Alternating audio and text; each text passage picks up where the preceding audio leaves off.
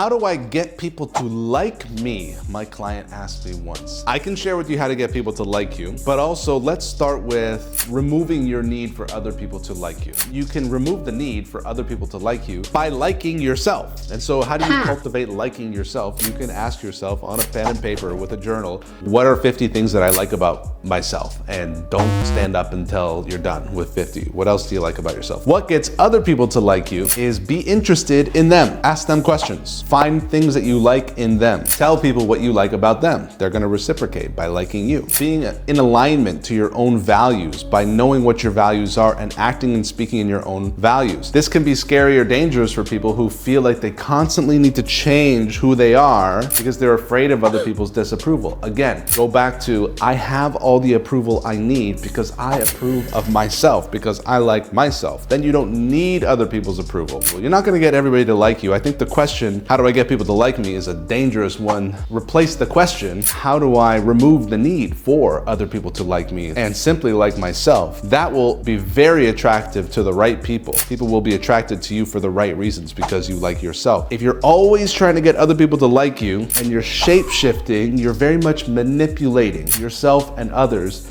and it's exhausting.